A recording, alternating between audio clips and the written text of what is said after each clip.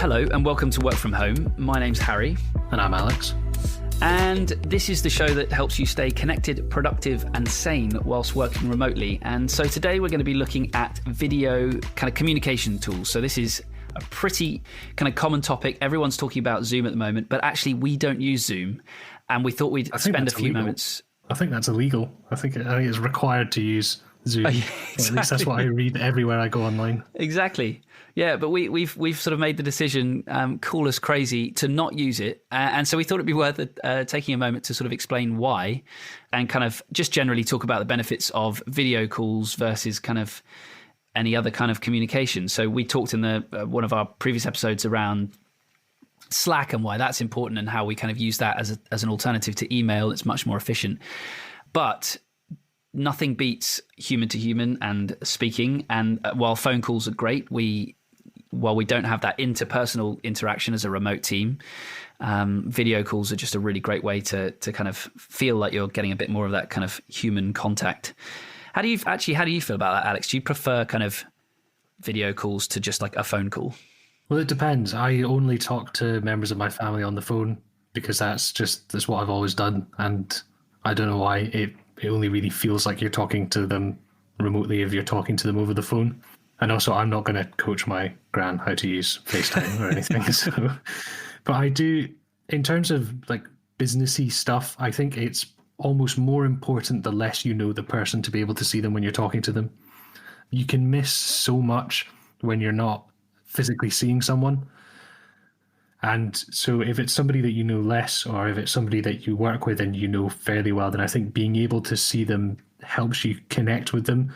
Because if I'm talking to a family member or, you know, a long time friend, then I know what they are doing physically when they're talking because I know them so well. Sure. It's the people that I don't know over video that I'd like to know more about. Yeah, that's a really important point. I think that's really interesting. And definitely from my perspective, I use it a lot, obviously, for client calls and for sales. So when I speak to potential new clients, video is really, really helpful to sort of project my personality better, to get people to have a sense of who I am and for me to understand who they are and kind of respond to that. So I think it's massive in that way.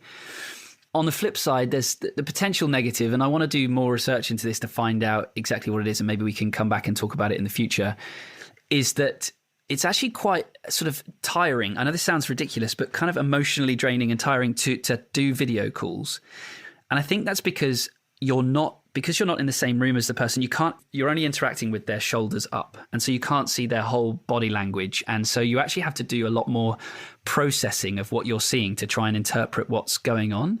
I think when we're in the same room as somebody, we can naturally process all that information much more kind of seamlessly. Whereas with video calls, we're really kind of trying to study the sort of intricacies of someone's facial expressions when that's all that we've got access to. And also we're only seeing it in 2D.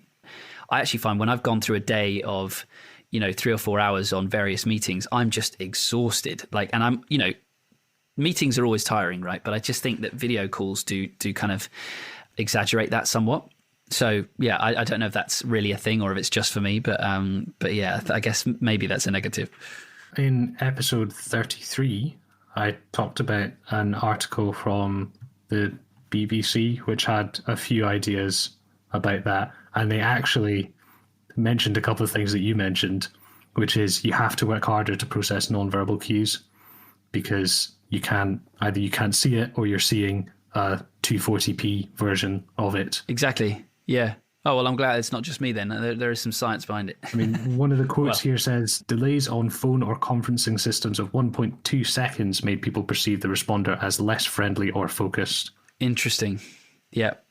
So these and all those little gaps are amplified as well because it's not that they're letting you sit and stew in what you said. It's that it has to get all the way to them and then come all the way back to you. Yep.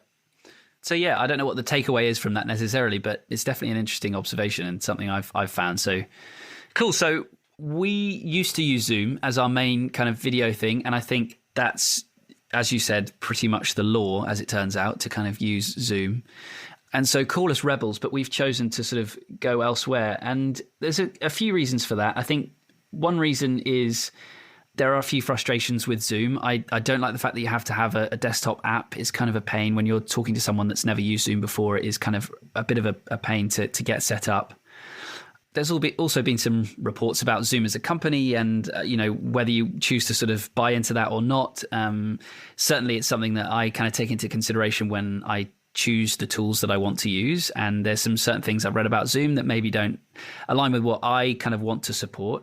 Also, I looked at, the stock price of Zoom and it's just gone mental. And so I guess I also thought Zoom don't need my help. Like, we're in a pretty extreme kind of economic situation. The next year or so is going to be a real challenge for a lot of businesses. So I would much prefer to sort of support, a smaller company that maybe doesn't need the help.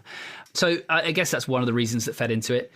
And I don't know, maybe it just feels cool to use something that everyone else is using. What? Oh, do you want to jump on a Zoom call? No, I'm gonna jump on a Whereby call actually. So segue, we use Whereby is the new tool that we've been using, whereby.com. In response to some of those negative points, Whereby is browser based, so you just connect through Chrome or whatever browser you use, but it tends to work best in Chrome. So when you send a link to somebody, if they've never used it before, it just works. Similar to Google Hangouts, actually, also browser based, and you don't need to kind of have anything to install. I think Microsoft Teams is the same. So those tools I prefer for that reason, because it's just easier to get set up. Also, the cool thing with Whereby is once you've got a paid account, you can actually brand your meeting room in inverted commas with your company's logo, or if it's just a personal thing and you want to hang out with friends and you want to put a picture of your, holiday to Torremolinos, you can do that. So yeah, it's got some nice kind of features in that respect, and it's also a little bit cheaper than Zoom, so that's always a bonus as well. Yeah, have you kind of any strong opinions since we've kind of switched to Whereby, Alex? It's definitely a bit easier. And I know this isn't the best reason to use something, but it is more aesthetically pleasing. It's, pastel colors and better UI. And actually, there's an option in it to switch your call to like a low data version where you use less bandwidth. And although if you choose that, the quality isn't as high as it would be otherwise, it's pretty rock solid, because my connection was very patchy when I was using the full bandwidth, which is an issue on my internet end, but when it's on the mobile version, it's actually pretty nicely consistent. Yeah, that's a good point. And I guess that is a potential negative to Whereby, I would say, is that actually one of the amazing things about Zoom is it almost never fails, I have to say. Like it is a really solid connection, and I've very rarely had problems with people dropping out or just things not working. Whereas with Whereby, we have experienced that a couple of times, so it's not utterly flawless. But yes, if you switch that lower bandwidth version, it's been really, really solid. So that's cool.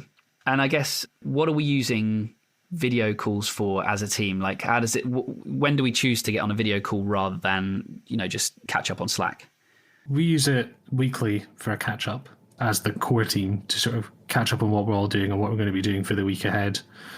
And also, it's really useful for having conversations that are just a little bit too complicated to have over text or require a little bit more nuance.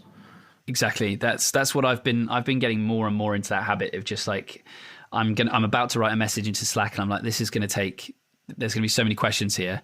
Whereas actually just 1 minute on a phone call, on a Zoom call, on a Whereby call, you can have it sorted straight away. So I think that's by far the best thing. It's also really good for just one-on-one catch-ups and checking in with how everyone's doing. I think, it's great to just sort of jump on a half-hour call once a week with everybody to individually to see how things are going, which I've been trying to do more and more of. And it's good for the social side as well. We're going to be playing Pictionary this evening as a group. So we'll see how that goes. We'll report back. But that just about wraps up our sort of view on video communication tools. Maybe there's one we've missed, though. If you use something else, tell us about it. We'd love to know. And maybe there's another reason we should switch from Whereby and be even cooler than we are now. You can find more information about the podcast at wfhpodcast.com. And we'll be back every workday with a new episode to keep you connected, productive, and sane. Thanks for listening.